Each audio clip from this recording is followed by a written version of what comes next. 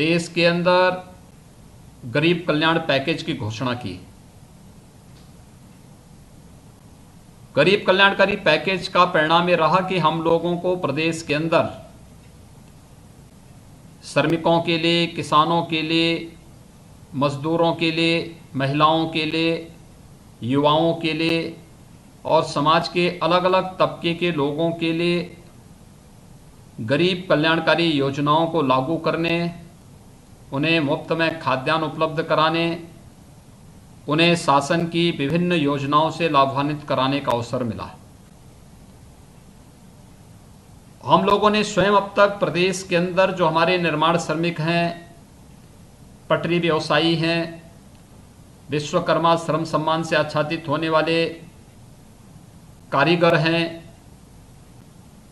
या फिर इस कैटेगरी में अन्य जितने भी ऐसे लोग थे, कुली थे, पल्लेदार थे, इन सब को हम लोगों ने प्रदेश के अंदर भरण पोषण भत्ता दिया और ये लगभग 34 लाख की संख्या है जिन्हें हम लोग प्रदेश के अंदर ये लोग रह रहे थे। यह संख्या लोगों को ये सुविधा हम लोगों ने प्रदेश के अंदर उपलब्ध कराई है।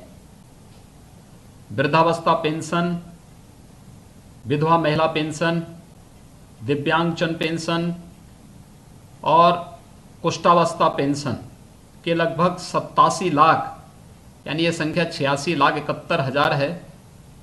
इन लोगों को पेंशन, जून तक की पेंशन हम पहले ही दे चुके हैं, लेकिन इन 3 महीनों के दौरान भारत सरकार की प्रधानमंत्री पैकेज में 1,000 रुपये की अतिरिक्त राशि इन लोगों के लिए उपलब्ध हुई थी। सारी राशि उन लोगों तक पहुंचा दी गई है। 2 करोड़ 4 लाख किसानों को प्रधानमंत्री किसान सम्मान निधि का पैसा 2,000 प्रति माह अतिरिक्त उनके खाते में पहुंचा दिया गया है। 2 बार पहुंच चुका है, तीसरी बार उनके अकाउंट में जा रहा है।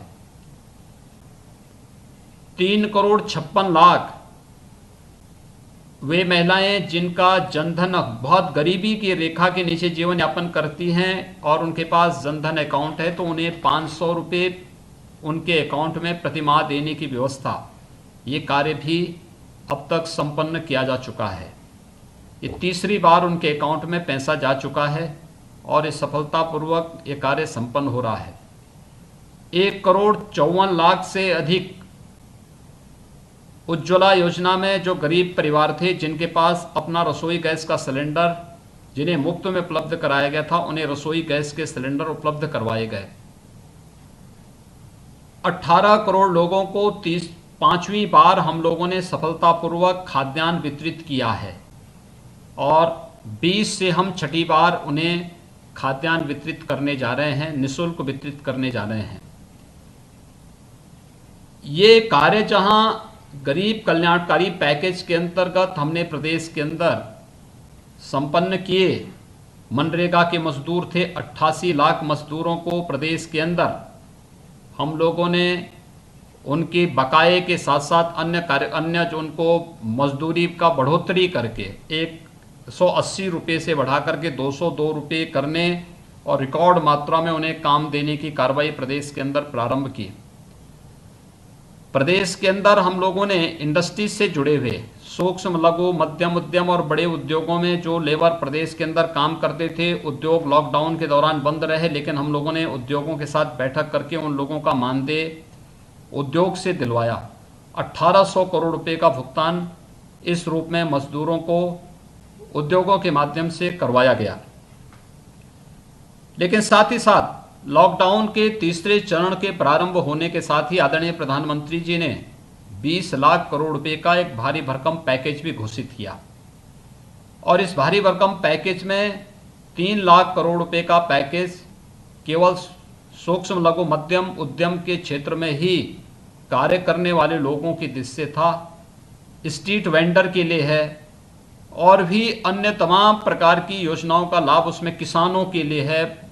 अलग अलग सेक्टर के लिए उसमें बहुत अच्छे प्रावधान किए गए हैं।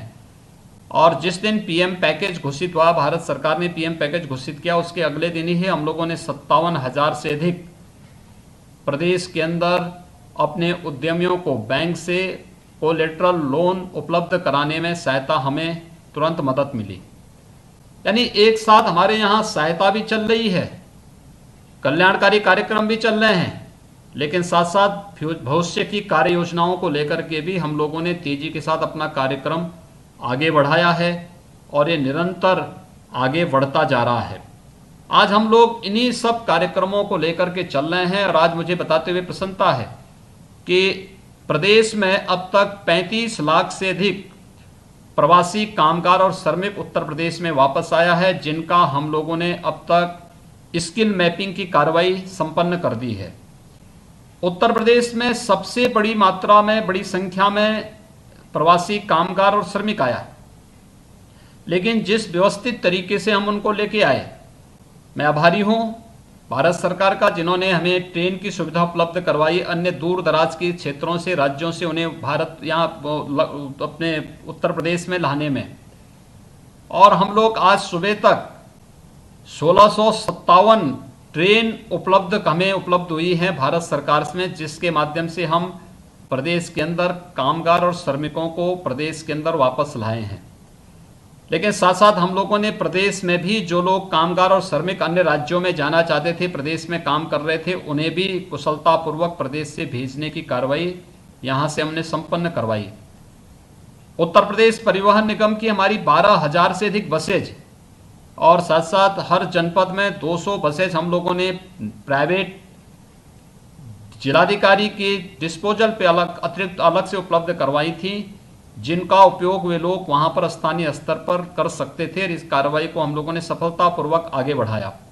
यानी ये कार्य एक व्यवस्थित रूप से आगे बढ़ने के क्रम में प्रदेश सरकार ने यहाँ पर किए थे। और हम लोग जब भी कोई प्रदेश के अंदर कामगार और श्रमिक आया तो पहले हम उन्हें क्वारंटीन सेंटर में लेके गए। 15 लाख लोगों के लिए हमारे पास क्वारंटीन की क्षमता के प्रदेश के अंदर क्वारंटीन सेंटर उपलब्ध थे। यानी इंस्टीट्यूशनल क्वारंटीन सेंटर हमारे पास मौजूद हैं। यहाँ पर उनके रहने खाने की व्यवस्था, फिर यहाँ पर उनको मेडिकल स्क्रीनिंग करके राशन का किट दे करके 15 दिन का राशन दे करके उनको घरों तक पहुँचाने की व्यवस्था, घर में रख करके उस दौरान मेडिकल स्क्रीनिंग उनकी निरंतर होती रहती है। और जिसमें भी जो भी सस्पेक्टेड होता है उन्हें तत्काल हम क्वारंटीन सेंटर में वापस लेके आते हैं, फिर उनका सैंपलिंग कराते हैं। सैंपलिंग करा करके अगर वह पॉजिटिव आ गया तो उन्हें कोविड हॉस्पिटल में उनके उपचार की व्यवस्था की जाती है। ये पूरी प्रक्रिया में सारा कार्य राज्य सरकार, केंद्र सरकार की मदद से उनको ये सारी सुविधाएं उपलब्ध कराने का कार्य कर रहा है। और इसको हम लोगों ने प्रदेश के अंदर बहुत अच्छे ढंग से आगे बढ़ाने का कार्य किया है। और ये निरंतर हमारी प्रक्रिया का एक हिस्सा बना, जिसके माध्यम से हम लोगों ने प्रदेश के अंदर क्वारंटीन सेंटर के दौरान ही हमने उनकी स्किल मैपिंग भी की कि जितने भी हमारे कामगार और श्रमिक आ रहे हैं, आखिर इनमें कितने स्किल हैं, कितने अनस्किल हैं। जो स्किल हैं इनके पास किस प्रकार का स्किल है, किस प्रकार का कार्य इन्हें दिया जा सकता है, और जो भी होम क्वारंटीन के बाहर आ रहे हैं उन्हें उनकी स्किल के अनुरूप रोजगार उपलब्ध कराने की कार्रवाई भी युद्ध स्तर पर हम लोगों ने प्रारंभ की है। पूरे प्रदेश के अंदर यह कार्य युद्ध स्तर पर चल रहा है।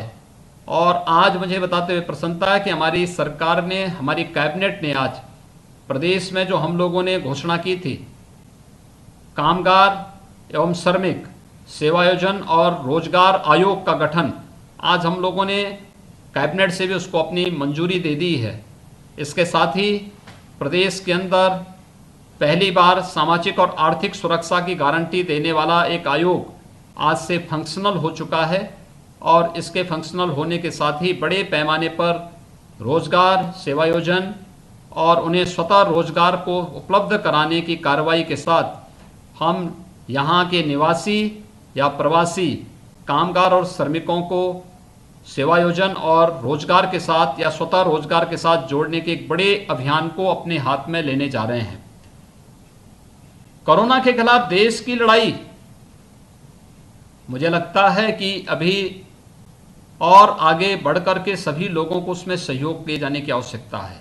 और मेरा ये मानना है कि ये लड़ाई एक दिन की नहीं है, लेकिन जब तक कोई इसका निश्चित सॉल्यूशन नहीं निकलता है, कोई ये चाहे वैक्सीन या दवा जब तक नहीं बनती है, तब तक हम लोगों को इस लड़ाई को लड़ने के लिए कहीं न कहीं सावधानी के साथ साथ सतर्कता और जो भी 2 गज की दूरी आदि के नियम बनाए गए हैं, इसका पालन हमें हर हाल में करना ही होगा। महत्वपूर्ण ये है कि वह कोई भी सेक्टर हो, सावधानी और सतर्कता बहुत आवश्यक है। देखिए, थोड़ी सी असावधानी बड़े संक्रमण का कारण बन सकता है।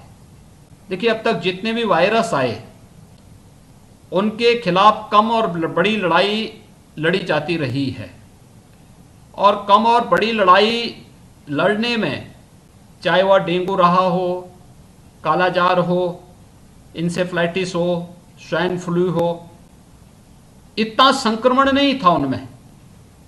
आज भी डेंगू आता है, एक निश्चित समय के बाद फिर स्वतः अपना आप समाप्त हो जाता है।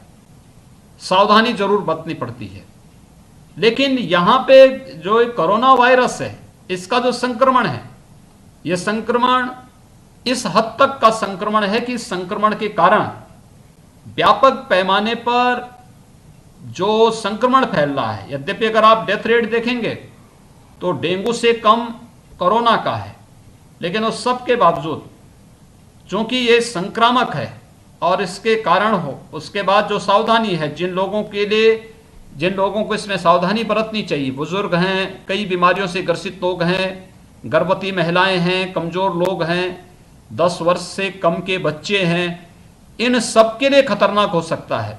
ये कुछ सावधानियां थी जिसको लेकर के हम लोगों को अवश्य सतर्कता बरतनी पड़ेगी, और इसीलिए हमारी सरकार ने कुछ इसके लिए कदम उठाए। खासतौर पर पहले जागरूकता के कार्यक्रम पहले चरण में चलाए गए, स्वच्छता का, सैनिटाइजेशन के कार्यक्रम चलाए गए। स्वच्छता और सैनिटाइजेशन की कार्रवाई के बाद हम लोगों ने प्रदेश के अंदर टेस्टिंग लैब स्थापित करने की कार्रवाई की। जब कोरोना का पहला पेशेंट उत्तर प्रदेश में आया था, तब हमारे पास कोई टेस्टिंग लैब नहीं थी। तब हम लोगों ने उस समय प्रदेश के अंदर जो भी लोग हमारे पास आए थे, तो उनका उपचार करने के लिए सफदरजंग दिल्ली का सहारा हम लोगों ने लिया था, और आज हमारे पास 33 लैब उत्तर प्रदेश में मौजूद हैं, और 15,000 से अधिक टेस्टिंग हम लोग आज प्रतिदिन करने की क्षमता अपने पास रखते हैं। इसी प्रकार से जब हम लोग प्रदेश में पहली बार यहाँ उत्तर प्रदेश में कोरोना के पहला पॉजिटिव केस आया था, तब हमारे पास कोई भी आइसोलेशन का बेड नहीं था। यद्यपि आईसीयू थे, लेकिन हमने डेडिकेटेड कोविड हॉस्पिटल नहीं बनाया था। आज हमारे पास 1,01,236 डेडिकेटेड कोविड हॉस्पिटल में बेड मौजूद हैं, और लेवल 1 में भी हैं, लेवल 2 में भी हैं, लेवल 3 में भी हैं। प्रदेश में जब कोरोना पॉजिटिव के केसेस आने प्रारंभ हुए थे, तो 1 महीने तक स्थिति ये थी कि हमारे पास 36 जनपद ऐसे थे जिनमें एक भी वेंटिलेटर नहीं था। आज हमारे 75 के 75 जनपदों में वेंटिलेटर की सुविधा है, ऑक्सीजन की सुविधा है, और हम लोगों ने लेवल 1 और लेवल 2 के हॉस्पिटल प्रदेश के सभी 75 जनपदों में बना दिए हैं। लेवल 3 के भी हमारे पास 25 हॉस्पिटल मौजूद हैं। लेकिन अभी भी हमारे सामने चैलेंज बना हुआ है, कोरोना चेन को तोड़ना, हर हाल में संक्रमण को रोकना, और एक तरफ कोरोना के संक्रमण को रोकना, तो दूसरी तरफ जो प्रदेश के निवासी या प्रवासी दोनों प्रकार के कामगार, श्रमिक, यूथ जो भी हैं, इन सभी लोगों को व्यवस्थित रोजगार और सेवा योजन के साथ जोड़ने की एक बड़ी कार्रवाई भी एक चैलेंज के रूप में हमारे सामने है, और इस पर हम लोग एक साथ कार्य कर रहे हैं।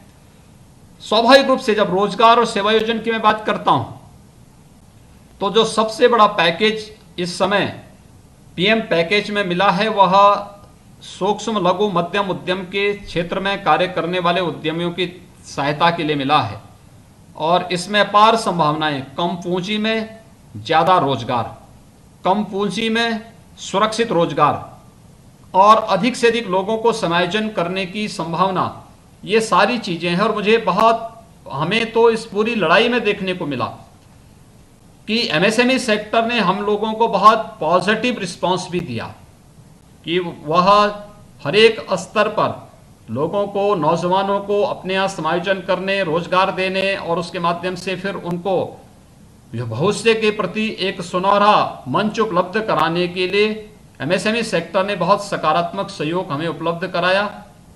मुझे विश्वास है कि जो जिस दिशा में कार्य प्रारंभ हुआ है, चाहे वह एमएसएमई सेक्टर का हो, स्ट्रीट वेंडर का हो, या फिर अन्य जितने भी इस प्रकार के कार्यक्रम आज भारत सरकार के पीएम पैकेज के माध्यम से चल रहे हैं, निश्चित ही इसके सार्थक परिणाम आएंगे और कोरोना के खिलाफ देश की लड़ाई में न केवल सफलता प्राप्त होगी, अपितु हम लोग इसको एक अवसर के रूप में देखते हैं और इस अवसर का लाभ हम प्रदेश के नवनिर्माण में भी इसका लाभ लेने में सफल होंगे।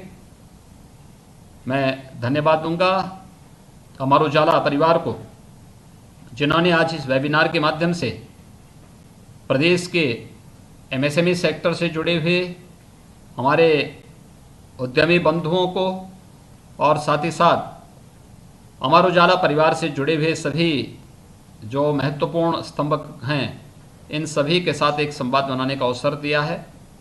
मैं विश्वास के साथ कह सकता हूं कि हम लोग कोरोना के खिलाफ लड़ाई भी लड़ेंगे, लेकिन अधिक से अधिक रोजगार सृजन करने की दिशा में भी हम आगे बढ़ेंगे।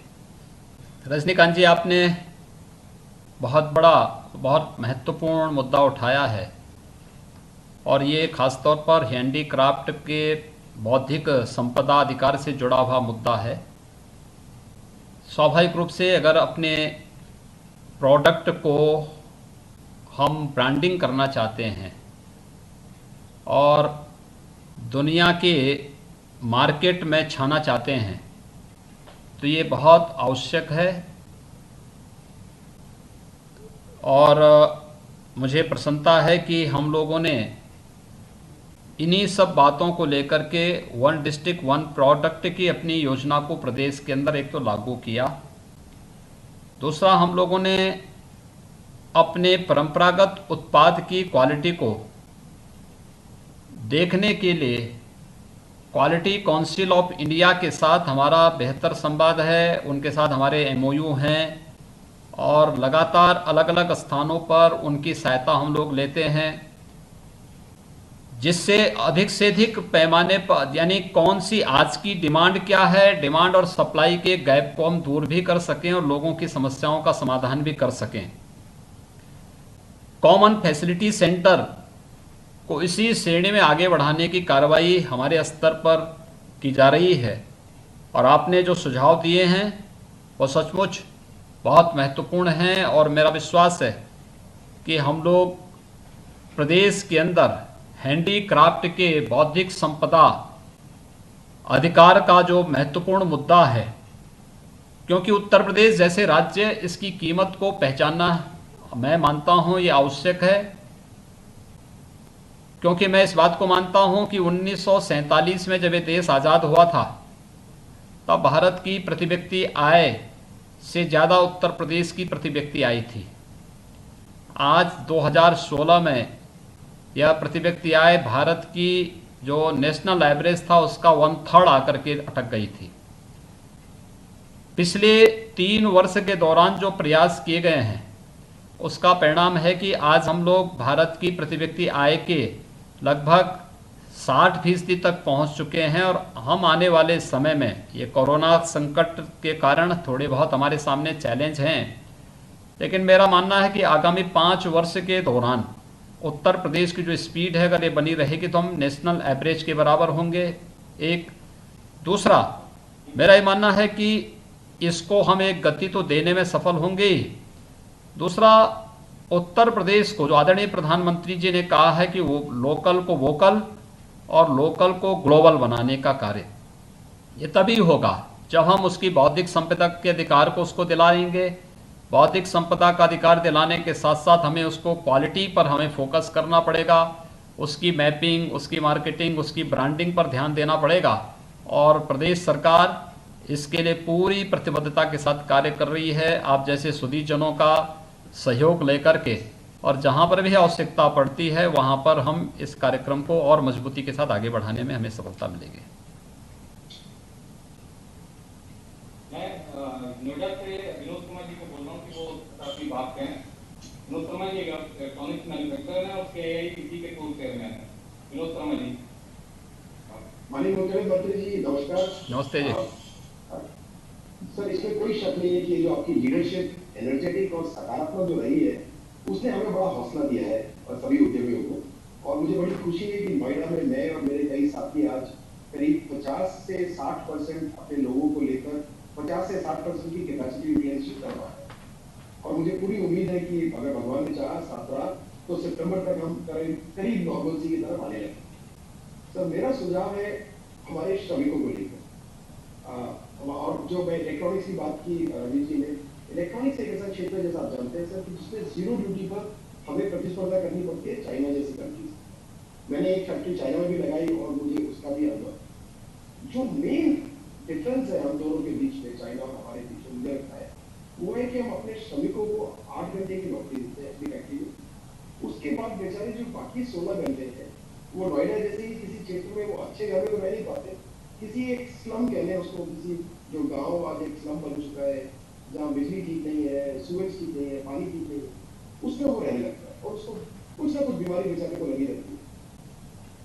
मेरा आपसे सुझाव सर ये है कि अगर हम इसी उद्यमी क्षेत्र में कोई एक पॉलिसी ले आए जिसमें कि वर्कर के हॉस्टल्स बन सके। मैं एज ए उद्यमी उसके पैसे देने को तैयार हूँ, किराया पर मंथ उनसे दे दूंगा, लेकिन कोई आदमी इसको सही उद्योग की तरह चलाए ताकि उनको 3 समय का अच्छा खाना मिल सके, सही जगह वो रह सके। और उसमें जैसा चीन ने किया सर कि 8 घंटे की जगह अगर उनसे 12 घंटे काम करा सकते, उस 12 घंटे में हम 2 वक्त का खाना भी दें उनको, एक सिंगल ओवर टाइम पे काम करें, तो मेरा ये मानना है सर कि हम चीन का मुकाबला इसमें कर पाए। और तीनों का फायदा है, उद्योगों का फायदा तो है, उद्योग का फायदा है और सबसे प्रमुख श्रमिकों का फायदा है। और इसमें सर जो अभी प्रवासी श्रमिक हम कहते हैं, न केवल बाहर के प्रदेश से, नोएडा में कोई भी नोएडा का श्रमिक नहीं है, सभी कोई मेरठ, बरेली, वाराणसी से आए हुए हैं, तो वो भी एक तरह से प्रवासी हो गए क्योंकि बहुत दूर से आए।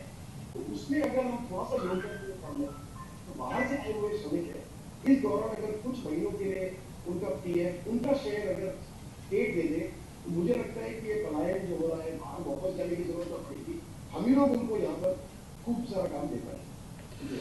विनोद जी, आपने देखिए उसमें 2 चीज़ें बहुत महत्वपूर्ण हैं। एक तो जो प्रवासी कामगार और श्रमिक है, जो हमारा उद्योग में काम करने वाला प्रवासी श्रमिक है, इसको लेकर के, और दूसरा नोएडा और ग्रेटर नोएडा से जुड़ी हुई समस्या को लेकर के। देखिए, एक तो हम लोगों ने नोएडा, ग्रेटर नोएडा को या फिर जेवर में एक नए इलेक्ट्रॉनिक सिटी को निर्माण करने की एक कार्रवाई को आगे बढ़ाया है और मेरा अनुमान है कि हम लोग तेज़ी के साथ उस कार्यक्रम को आगे बढ़ाने में सफल होंगे। दूसरा, PM पैकेज में श्रमिकों के लिए और छात्रों के लिए आवासीय सुविधा उपलब्ध कराने के लिए भी प्रावधान किया गया है। भारत सरकार ने अभी जो अपनी पॉलिसी घोषित की है उसके तहत पहले उन्होंने इनके लिए व्यवस्था दी थी जिसमें कोई भी निकाय, यानी हमारी अर्बन बॉडीज़ हैं या डेवलपमेंट अथॉरिटी हैं, ये लोग अपनी नई ज़मीन पर उनके लिए हॉस्टल या डॉर्मेट्री या 1 रूम जो है, एक 1 रूम की फैसिलिटी बनाने की व्यवस्था देने के लिए प्रावधान किया गया था। तो हम लोगों ने इसको प्राइवेट डेवलपर को भी इसके बारे में अपना प्रस्ताव में शामिल करवाया है। और साथ साथ उद्योगों के अंदर भी बहुत सारे उद्योग हैं, उनका 25 एकड़ में उद्योग है, लेकिन उपयोग वह अपना 20 एकड़ का कर रहे हैं, 5 एकड़ उनके पास सरप्लस है, उसमें अगर वह अपने कर्मचारियों के लिए हॉस्टल बनाना चाहते हैं तो हम लोगों ने डेवलपमेंट अथॉरिटी से कहा कि आप उसको FAR में छूट दीजिए। भारत सरकार GST में छूट दे रही है, इनकम टैक्स में छूट दे रही है। तो एक बड़े पैमाने पर देखिए, इस समय जो प्रवासी का जो कामगार और श्रमिकों ने बड़े पैमाने पर पलायन किया, उसके 2-3 कारण थे। एक, उनके लिए कोई एक इंटीग्रेटेड सेंटर नहीं था जहां पे उनको रखा जा सके। उद्योग क्यों बंद हो गए भाई? एक तो डिमांड के साथ साथ सबसे बड़ी समस्या उनकी ये थी कि वह श्रमिकों को रखेंगे कहाँ। ट्रांसपोर्टेशन का प्रॉब्लम था, इन्फेक्शन को रोकना है तो स्वाभाविक रूप से हमें हर प्रकार का लॉकडाउन करना था। तो लॉकडाउन के दौरान ये समस्याएं देखने को मिली और इसको हम लोगों ने अपनी पॉलिसी का पार्ट बनाया है। और मेरा विश्वास है कि हम लोग जो आपकी चिंता है उस चिंता से भारत सरकार स्वतः ही पहले से ही चिंतित है और भारत सरकार ने उसको अपनी पॉलिसी का पार्ट बनाया है। हम उसे ले रहे हैं और हमारा प्रयास है कि कोई निजी डेवलपर, कोई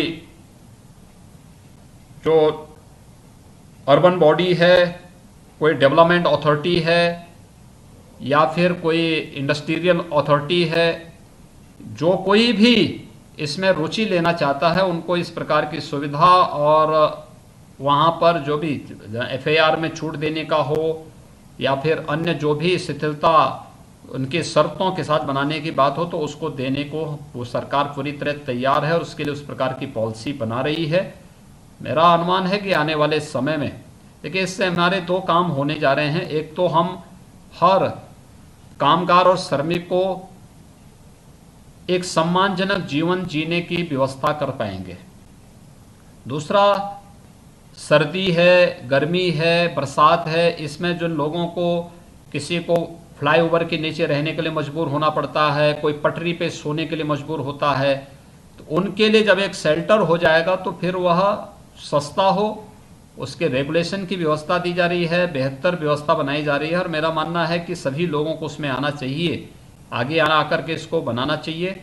निश्चित ही एक बड़ा कार्यक्रम है और उनके हितों के लिए है। और हमने प्रदेश में जो प्रवासी कामगार और श्रमिक और कामगारों के लिए जो आयोग गठित किया है, इस आयोग में उनके आर्थिक और सामाजिक सुरक्षा की गारंटी का भी प्रावधान इसी बात को लेकर किया गया है। पूरी दुनिया में सहारनपुर मशहूर है, वहाँ से IIT सहारनपुर चैप्टर के अध्यक्ष और पूर्ववर्ग कारोबारी रविंद्र मुगलानी जी हैं। मैं रविंद्र मुगलानी जी से कहूँगा कि अपनी बात कहें।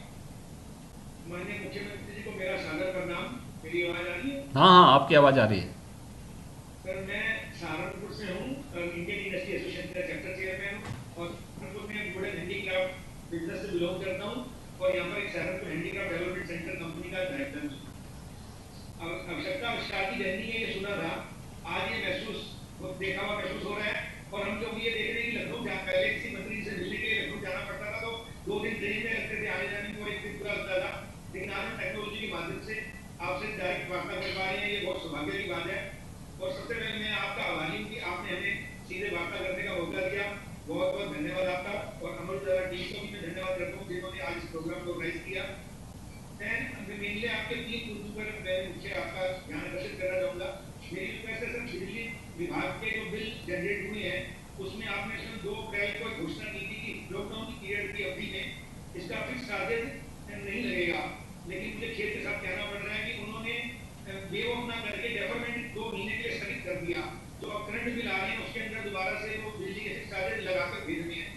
यदि रिक्वेस्ट है कि जब लॉकडाउन में 2 महीने फैक्ट्रियां बंद रही और बिल्कुल बिजली का कोई एक यूनिट भी कंज्यूम नहीं हुआ, एसेंशियल आइटम को छोड़कर मोस्टली फैक्ट्रियां बंद रही, तो उस समय फिक्स चार्जेज नहीं लेने चाहिए, क्योंकि वो उद्यमी पहले से ही उनको कई लायबिलिटी जैसे बिजनेस बंद होने की वजह से उनके ऊपर बैंक इंटरेस्ट बढ़ रहा है, ये तो सैलरी देनी पड़ रही है, तो कम से कम जब यूनिट कंज्यूम नहीं हुए तो ऐसे में प्लीज फिक्स चार्जेज ना लिए जाए। और हमें अभी पेपर से जानकारी मिली है कि पहले जैसे पावर जनरेशन प्लांट से उनको कुछ यूपी गवर्नमेंट को भी रिलीफ जल्दी खत्म करें मिला, तो बस वो अगर रिलीफ पास ऑन कंज्यूमर को पास ऑन कर दें तो बड़ी मेहरबानी होगी। तो ऐसा स्पष्ट निर्देश ऑर्डर दिए करेंगे तो विभाग इशू कर सके ताकि तुरंत लागू हो सके। मेरा एक पहला पॉइंट तो फिक्स चार्जेज को लेकर था। ठीक है मुगलानी जी। दूसरा मेरा 2 पॉइंट और है सर, हमारा वुडन हैंडीक्राफ्ट का बिजनेस जो है ना यहाँ पर सहारनपुर में, सबसे पहले मैं आपको धन्यवाद करूंगा कि मुगलानी जी प्लीज जल्दी खत्म करिए। सर, एक CFC के लिए आपने सेंक्शन किया और एक इंस्टॉलमेंट आई है, उसके लिए आपका बहुत बहुत धन्यवाद। जल्दी 2 महीनों में काम शुरू होने जा रहा है हमारा। सर, उसमें सहारनपुर में जो वुडन हैंडीक्राफ्ट है, 250 साल पुराना रेट इंडस्ट्री है और 1000 करोड़ का यहाँ से साल का एक्सपोर्ट होता है। लगभग 1.5 से 2 लाख लोग यहाँ पे जुड़े हुए हैं इस इंडस्ट्री से। और इसमें मेन प्रॉब्लम ये है कि इंडस्ट्री जो सारा यूरोप और यूएस से एक्सपोर्ट होता है, वहाँ पर डिस्टर्ब होने की वजह से मार्केट कोई कंफर्टेबल नहीं है। मार्केट 80-90% ऑर्डर कैंसिल हो चुकी हैं और लोग बड़े वरीड हैं कि इसका फ्यूचर क्या होगा।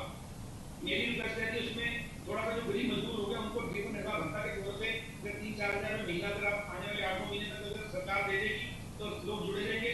एक जो बहुत बड़ी संख्या में जो बेरोजगारी फैलने का खतरा डर है वो थोड़ा समझ जाएगा। और जो एंटरप्रेन्योर उद्यमी है, अभी भी आपने इतने सवाल रख दिए, कैसे उनके सवाल में सर मैं तो बस ये 3 पॉइंट रखे थे, उसमें मैं उसके साथ सुझाव भी दे रहा हूँ जल्दी बड़े हम आगे बढ़े। रविंद्र जी, आपने जो बात कही है, देखिए सहारनपुर अपने हैंडीक्राफ्ट कला के लिए विख्यात है और आज तो हम वेबिनार के साथ संवाद बना रहे हैं। मुझे लगता है कि बहुत शीघ्र ये कोरोना संकट दूर होते ही मुझे लगता है कुछ समय के बाद हम लोगों को एयर कनेक्टिविटी का आनंद लेने का भी अवसर प्राप्त होगा और हम लोगों ने सरसवा एयरपोर्ट को वहाँ पर कार्य की अपनी मंजूरी दे दी है। सारी औपचारिकताओं को आगे बढ़ा करके उस कार्य को हम आगे बढ़ा रहे हैं।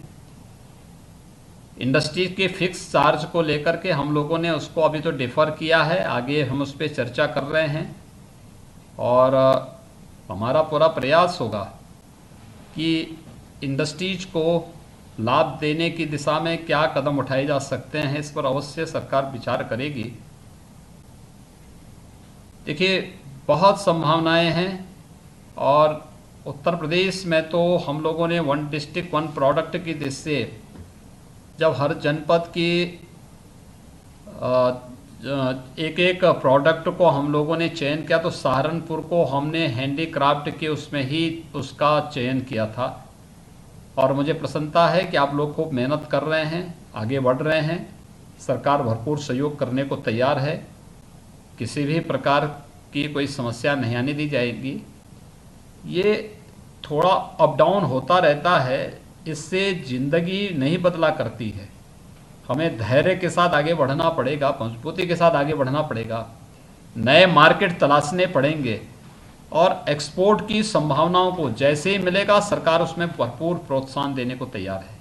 योगीश सत्सर प्रणाम, बहुत अभिनंदन कि नमस्ते आपने जी। इस कोरोना के इतने बड़े भयंकर बीमारी में एक उदाहरण प्रस्तुत किया, अपना अदम्य साहस, दूरदृष्टि किया कि जो हमारी क्षेत्र होनी चाहिए थी उससे बहुत कम। इसके लिए आपको बहुत बहुत हृदय से उत्तर प्रदेश सरकार की तरफ से बधाइयाँ और धन्यवाद। अब सब समस्या जो है जो आप लोगों ने डिस्कस करना कि हमारे यूपी के, बिहार के बहुत से मजदूर जो गुजरात और बॉम्बे में गए हुए थे व्यापार करने के लिए, नौकरी करने के लिए, वो इस परिस्थिति में वापस आए। अब हमारी ड्यूटी ये बनती है कि पर्टिकुलरली उत्तर प्रदेश में जो गुजरात से, महाराष्ट्र से जो कारीगर आए हैं, पर्टिकुलरली जो हमारी ज्वेलरी, चांदी और सोने की ज्वेलरी बनाने में एक्सपर्ट थे, वो वापस आए। हमारा ये ध्येय और हमारी ये सोच है कि हम उत्तर प्रदेश में जो एक बहुत बड़ा ज्वेलरी का गढ़ है, मैन्युफैक्चरिंग का है, कंजम्पशन का है, एक्सपोर्ट का है, उनको डेवलप करें और जो माइग्रेंट लेबर हमारे यहाँ वापस आ गए हैं करीब 3 लाख 4 लाख बनाए, तो वही आप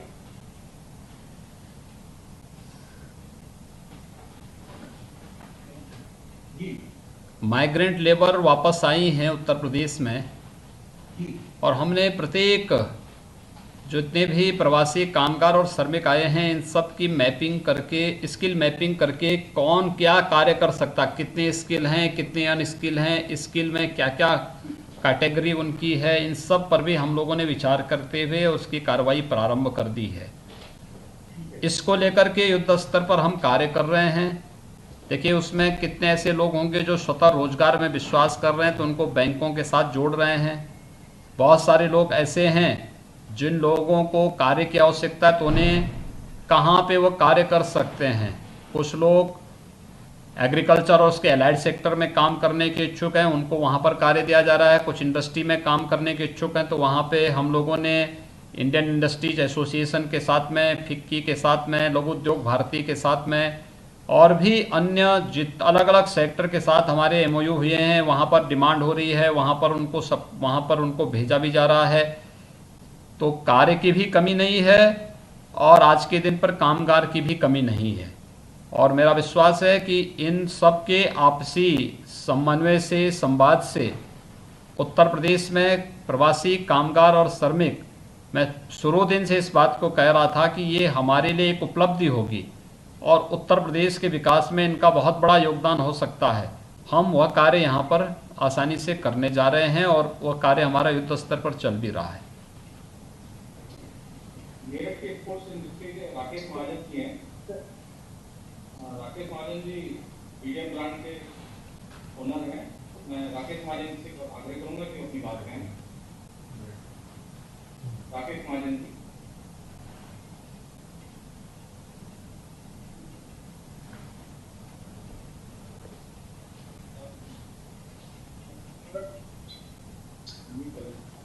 राकेश महाजन, प्लीज बोलिए। सर वीडियो स्टॉप हो रही है। कोई बात नहीं, आप बोलिए। आप बोलिए। अच्छा ठीक है सर, बहुत बहुत धन्यवाद, आपने हमें इनवाइट करा, योगी जी के समक्ष रखा हमें, हम योगी जी का बहुत बहुत स्वागत करते हैं। हमारी इंडस्ट्री का सर आपने अनाउंसमेंट किया था 1 डिस्ट्रिक्ट 1 स्पोर्ट्स, डिस्ट्रिक्ट में स्पोर्ट्स गुड्स का, वो अभी तक नहीं हुआ सर। दूसरा पहलू हमारा है सर स्पोर्ट्स यूनिवर्सिटी के लिए अनाउंसमेंट हुआ है, एयरपोर्ट के लिए हुआ था, वो भी नहीं हुआ अभी तक। और स्पोर्ट्स को सर कंपलसरी चाहते हैं हम लोग कि स्कूल कॉलेज में स्पोर्ट्स को कंपलसरी सब्जेक्ट किया जाए।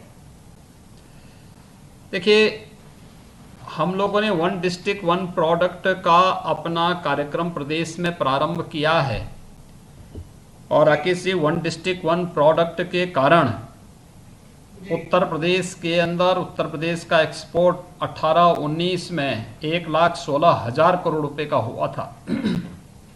ये देश के अंदर रिकॉर्ड है। दूसरा, 1 डिस्ट्रिक्ट 1 प्रोडक्ट में हम लोगों ने मेरठ में स्पोर्ट्स आइटम को मेरठ के लिए रखा है और इसीलिए मेरठ के लिए हम लोगों ने एक अपने स्पोर्ट्स यूनिवर्सिटी के लिए चयन भी किया है। जमीन की मांग मेरठ से की जा रही है कि जमीन उपलब्ध कराएं मेरठ, तो हम इस कार्रवाई को आगे बढ़ाएंगे। अभी तक कोई ठोस प्रस्ताव आया नहीं है, क्योंकि इधर पिछले 3 महीने से तो पूरा प्रशासन केवल कोरोना के खिलाफ लड़ाई में और लोगों जरूरतमंदों की सहायता में पूरी ताकत लगाया हुआ है। मेरा अनुमान है कि स्पोर्ट्स आइटम के लिए जो ख्याति मेरठ की है, मैं वहाँ के सभी उद्यमियों को इसके लिए हृदय से बधाई देता हूँ, उनका अभिनंदन करता हूँ और मेरा विश्वास है कि मेरठ निश्चित ही इस दिशा में तेजी से आगे बढ़ेगा और स्पोर्ट्स यूनिवर्सिटी आने के बाद इन संभावनाओं को एक नई ऊंचाइयों तक पहुंचाने में मदद मिलेगी। धन्यवाद। आईआईए के चेयरमैन पंकज कुमार जी हमारे साथ। पंकज जी से आग्रह है कि 30 सेकंड में बिल्कुल अपनी बात कहिए। तेजी से, बहुत समय बहुत जा रहा है, तेजी से समय सीमा सीमित करनी पड़ रही है मुझे। पंकज जी बोलिए। माननीय मुख्यमंत्री जी को मेरा प्रणाम। नमस्ते जी। सर, सभी लोगों ने बताया कि आपकी सरकार जब से इस राज्य में आई, प्रदेश में आई है, लगातार आप अविस्मरणीय कार्य कर रहे हैं। सभी चुनौतियों का सामना करते हुए अभूतपूर्व वैज्ञानिक निर्णय आपने किए हैं। कोविड के समय में भी आपने ऐसे निर्णय किए हैं जिससे कि उत्तर प्रदेश का नाम सिर्फ देश में नहीं पूरे विश्व में जाना जाने लगा है।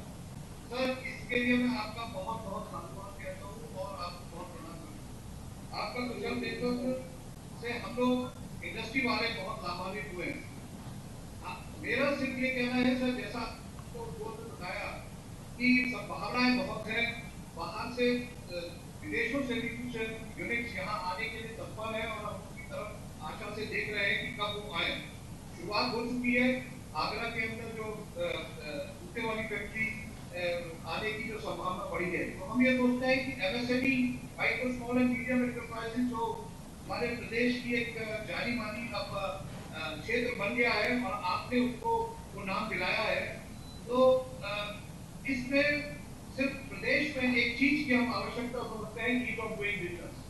सर, माननीय प्रधानमंत्री जी ने भी इसके ऊपर काफी एडवोकेसी की है और आपकी तरफ से भी इसके ऊपर लगातार कार्य किया जा रहा है, लेकिन प्रभावी ढंग से उसका आज भी संचालन नहीं हो पा रहा। ऊंचे स्तर पर तो अपर लेवल पर भी काम अच्छी तरह से हो रहा है, लेकिन लोअर स्तर पर इसमें हमें बहुत कार्य करने की आवश्यकता है। मेरा सुझाव है सर कि इसकी लगातार मॉनिटरिंग हो और मॉनिटरिंग के साथ साथ इनकी एक ऐसी व्यवस्था बने जिसमें कि आप भी महीने में एक बार हम सब उद्यमी संगठनों के साथ 1 घंटे के लिए सिर्फ इस बारे में हमसे फीडबैक ले सकें, आपको जमीनी हकीकत के बारे में पता लगता रहेगा।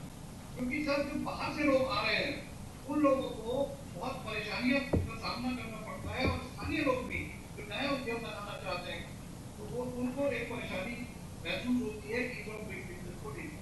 दूसरा सर मेरा ये है कि क्योंकि इस समय आप जानते हैं कि हमारा जो लिक्विडिटी है क्रंच, उसकी वजह से हमें दिक्कतें आ रही हैं। सिर्फ मैं 2 सब के बारे में कहना चाहूँगा।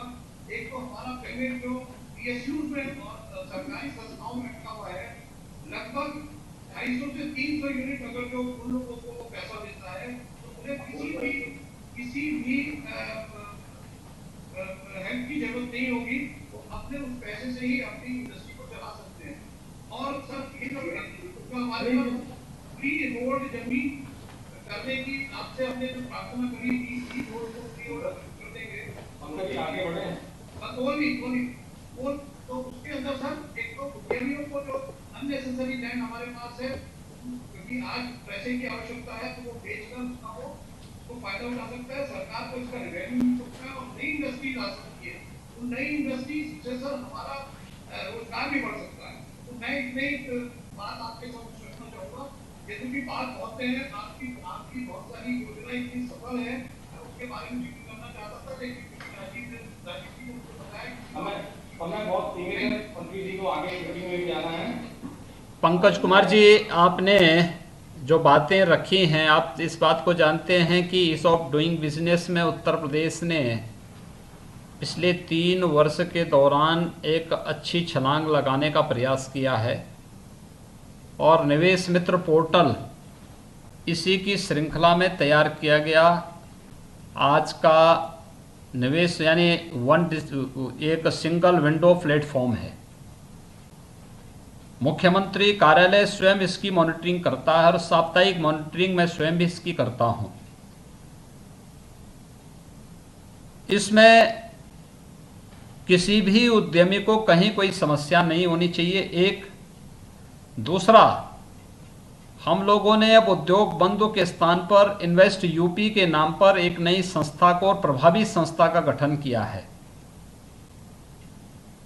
निवेश की दृष्टि से निवेश अनुकूल पॉलिसी और उद्यमियों से और निवेशकों से जुड़ी हुई समस्या का समयबद्ध निस्तारण हो सके, इसके लिए उस प्रकार का एक मैकेनिज्म यहाँ पर वर्तमान में तैयार है। और मुझे लगता है जो भी नया निवेशक आएगा या पुराना निवेशक है, वह कोरोना संकट से उभरने के साथ ही जब इसको स्वयं अनुभव करता हो उसको दिखाई देगा। हमने मजबूती के साथ इस कार्यक्रम को आगे बढ़ा रहे हैं, कहीं कोई समस्या नहीं आएगी। अधिक से अधिक निवेश आज की आवश्यकता है, लेकिन साथ साथ हम लोगों को अधिक से अधिक लोगों को रोजगार भी देना है। और मैं धन्यवाद दूंगा इंडियन इंडस्ट्रीज एसोसिएशन जैसी संस्थाओं को जिन्होंने इस संबंध में रुचि दिखाई है। इमारतें भी हैं और इंडस्ट्री भी अलग अलग तरह की हैं, तो अग्निशमन डिपार्टमेंट अगर यहाँ पे थोड़ा सा और स्ट्रॉन्ग होगा या थोड़ा सा और व्यवहारिक होगा, सचेत होगा, तो मैं समझता हूँ बहुत अच्छा काम ब्रिटेन होगा। सर एक चीज के लिए मैं आपको धन्यवाद भी करना चाहता हूँ, अपने कमिश्नर की व्यवस्था ब्रिटेन होने में लागू की, उससे निसंदेह कानून व्यवस्था में बहुत सुधार हुआ, उसके लिए आपको धन्यवाद। और एक सर साइबर थाने की बहुत आवश्यकता हमारे यहाँ पे है, क्योंकि यहाँ बहुत डिजिटल लेनदेन होता है, उसमें बहुत सारे फोर्जरी के केस भी होते हैं। उसमें अगर साइबर थाना जो ऐसा पुराना SSP ऑफिस है उसमें स्पेस है, उसमें अगर साइबर थाना खोल दिया जाए तो मैं समझता हूँ पूरे गौतम बुद्ध नगर को उसका लाभ मिलेगा। धन्यवाद सर, बहुत बहुत धन्यवाद आपका। शर्मा जी, मैं आपको बताना चाहता हूं कि हम लोगों ने प्रदेश में 2 साइबर थाने अभी खोले हैं, उसमें से एक लखनऊ में है और एक गौतम बुद्ध नगर में ही है। और नए समय के अनुरूप हमारी पुलिस टेक्नोलॉजी से युक्त हो, ये 2 महत्वपूर्ण थाने तो इस वर्तमान में हैं ही, साथ साथ हम लोगों ने कुछ और चीज़ें प्रारंभ की हैं। हर रेंज स्तर पर एक फॉरेंसिक लैब की स्थापना और प्रदेश के अंदर एक पुलिस एंड फॉरेंसिक यूनिवर्सिटी के निर्माण की कार्रवाई को भी हम लोगों ने तेज़ी के साथ आगे बढ़ाया है। ये सारे कार्य पुलिस के आधुनिकीकरण और समय के अनुरूप हम जनता की सुरक्षा और हर प्रकार के अपराधों को प्रभावी नियंत्रण करने के लिए हम लोगों ने ये कदम उठाए हैं। मैं इस बात को मानता हूं कि अभी तो हम लोगों ने ये कदम उठाए हैं प्रारंभिक तौर पर। इसके अलावा हम लोगों ने हर थाना क्षेत्र में, हर पुलिस अधीक्षक के स्तर पर, रेंज स्तर पर, जोन स्तर पर और स्टेट स्तर पर भी हम लोगों ने एक व्यवस्था दी है, और वो व्यवस्था है कि वह एक साइबर सेल गठित किया है, जहां पर साइबर क्राइम से जुड़े हुए हर अपराध का समाधान करने का एक मार्ग निकाला जा सके और उस पर प्रभावी अंकुश करने की कार्रवाई भी की जा सके। तो ये कार्रवाई हम लोगों ने की है। बोराडी जो आपका गौतम बुद्ध नगर का है, एक महत्वपूर्ण स्थल है। यहाँ पर eastern and western dedicated freight corridor का मिलन स्थल भी है। लॉजिस्टिक पार्क वहाँ पर बनाने की एक बड़ी कार्रवाई को हम लोगों ने आगे बढ़ाई है, और मेरा ये मानना है कि इससे एक बहुत बड़े हब के रूप में ये क्षेत्र उभरेगा।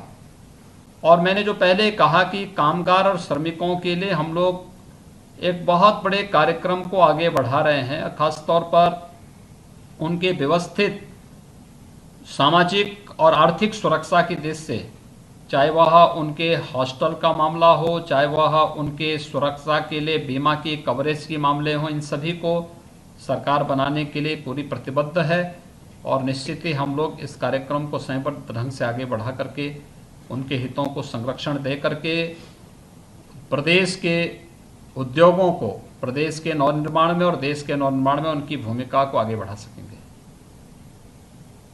अवधेश जी की आवाज़ नहीं आ रही है। नमस्कार मुख्यमंत्री जी, नमस्कार। नमस्ते जी। और मेरा सौभाग्य है कि मैं चौथी दफा आपके सामने प्रस्तुत हो रहा हूँ। मुरादाबाद के विषय में आपको पूर्ण ज्ञान है, मुझसे ज्यादा ज्ञान आपको है, इसलिए मैं बहुत ज्यादा बात नहीं कहूँगा। हम वचनबद्ध हैं इस बात के लिए सरकार के साथ कि हम अपने कारोबार को 3 साल में इस कोरोना काल में भी मुरादाबाद से दुगना करेंगे और दुगने श्रमिकों को काम देंगे। इसलिए हम वचनबद्ध हैं और सरकार के साथ है पूर्णतः। लेकिन कुछ चीजें हैं जिसकी ओर मैं आपका ध्यान आकर्षित कराना चाहूंगा मुख्यमंत्री जी, कि मुरादाबाद में आज तक कोई भी इंडस्ट्रियल एरिया नहीं है जिसकी मांग हम काफी समय से कर रहे हैं। अगर हमें इंडस्ट्रियल एरिया मिल जाए तो हम आर्टिजन्स को, मैन्युफैक्चरर्स को, निर्यातकों को एक ही प्लेटफॉर्म पर ले जाएंगे, एक ही स्थान पर उनको एनओसी मिल जाएगी। और आप जैसा जानते हैं कि हमारे जो कारीगर हैं, आर्टिजन्स हैं, वो शहर में घरों में अंदर काम करते हैं, जिससे पॉल्यूशन और टीबी की बीमारी बहुत ज्यादा हम लोगों के अंदर है, उससे भी मुक्ति मिल जाएगी। मेरा सुझाव है UPSIDC nodal agency, local administration व नगर निगम से बात करके इंडस्ट्रियल एरिया के लिए वो भूमि का अधिग्रहण करके आपको कोई चीज कर सकते हैं।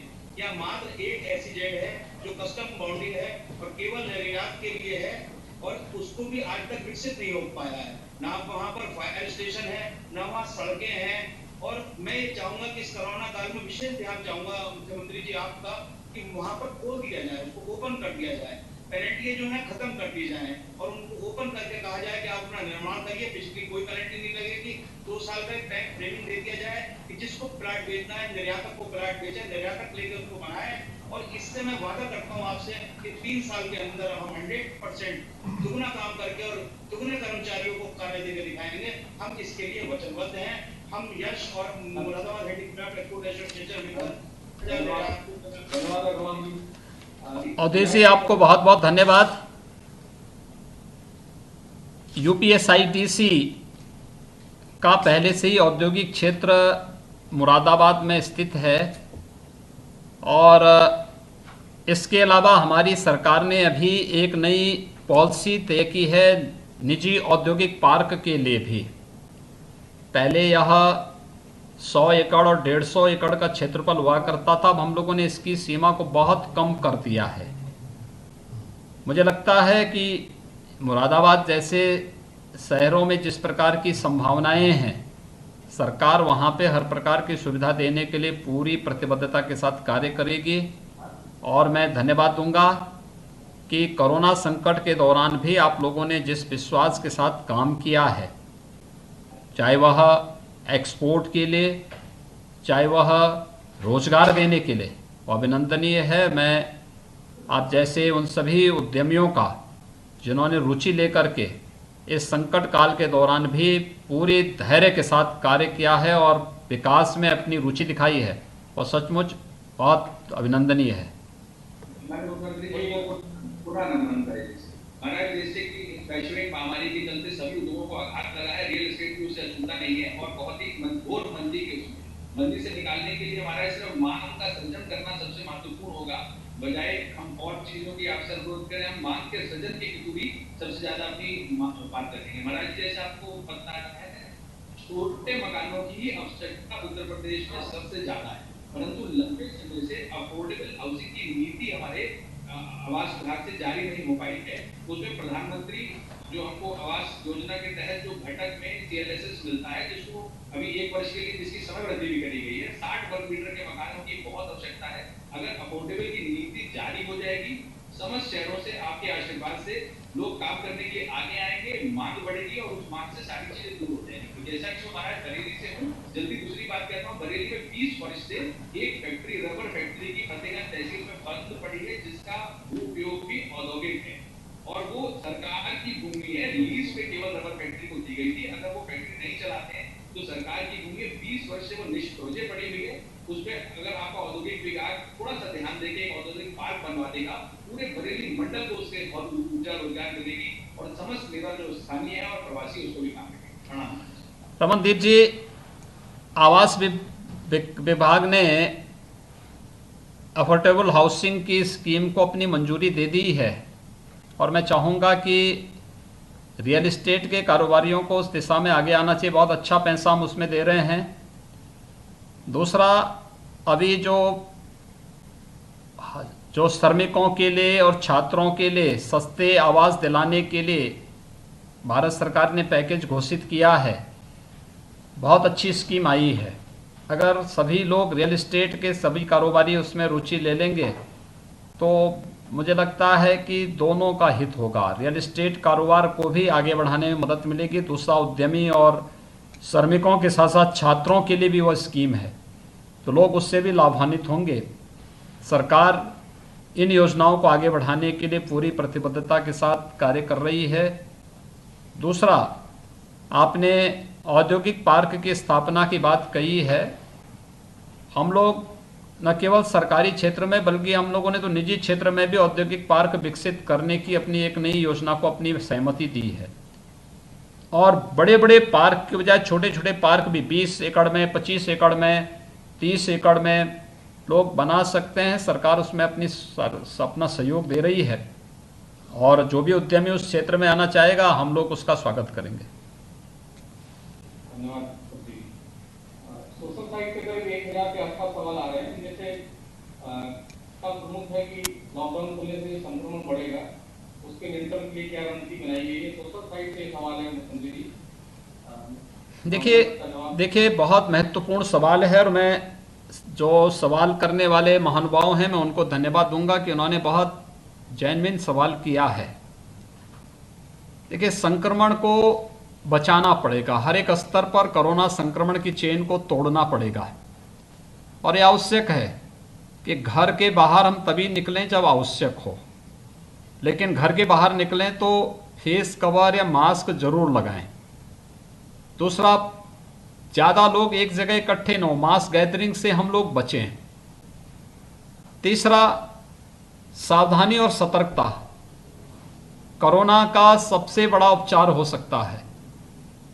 मुझे लगता है कि इसके बारे में सरकार ने अपनी गाइडलाइन पहले से जारी की है कि बुजुर्ग हैं, कई बीमारियों से ग्रसित रोगी हैं, कमज़ोर लोग हैं, गर्भवती महिलाएं हैं, बच्चे हैं, आवश्यक नहीं तो घर के बाहर न निकलें, क्योंकि ये 5 जो कैटेगरी है अगर यह संक्रमित होती है और तो बड़ा जो है बाद में दिक्कत होती है। दूसरा, बीमारी होना बुराई नहीं, पाप नहीं, लेकिन बुराई को छुपाना पाप है, बुराई को छुपाना गलत है। इसलिए मैं सबसे अनुरोध करूंगा कि कहीं भी कोई संक्रमित व्यक्ति है वह बीमारी को छुपाए ना, बल्कि बता दें। सरकार ने कोविड हॉस्पिटल की व्यवस्था की है, सारी सुविधाएं फ्री में वहां उपलब्ध कराई जा रही हैं, जिससे हम संक्रमण की चेन को हर हाल में तोड़ सकें, रोक सकें। और मुझे लगता है समाज को जागरूक करके हम इस कार्य को कर सकते हैं। एक एक व्यक्ति जब जुड़ेगा तब कोरोना परास्त होगा, कोरोना को तब हम समाप्त कर पाएंगे। लेकिन हर एक व्यक्ति संक्रमण को अगर छुपाने का प्रयास करेगा या फिर ऐसी हरकत करेगा जिससे संक्रमण को बढ़ावा मिलेगा, तो स्वाभाविक रूप से दिक्कतें होंगी, संक्रमण और तेजी के साथ फैलेगा। धन्यवाद। मैं उन प्रतिनिधियों से क्लियर करता हूँ जिनको सवाल मैं नहीं पूछ पा रहा हूँ, उनके सवाल हम अलग से ले लेंगे और मुख्यमंत्री जी से उनके जवाब ले लेंगे। हमारे लगा मुख्यमंत्री जी के प्रति आभार व्यक्त करता है कि उन्होंने अपने बेहद व्यस्त और बहुमूल्य समय में से संवाद के लिए समय दिया और बहुत सारे सवाल है उनके बहुत उचित तरीके से उन्होंने जवाब दिए हैं। मैं उद्यमियों के प्रति भी आभार व्यक्त करता हूँ कि उन्होंने संवाद में शामिल होकर आर्थिक संकट को दूर करने के लिए सकारात्मक बातचीत को दिशा दी। बहुत बहुत धन्यवाद। धन्यवाद जी, बहुत बहुत धन्यवाद।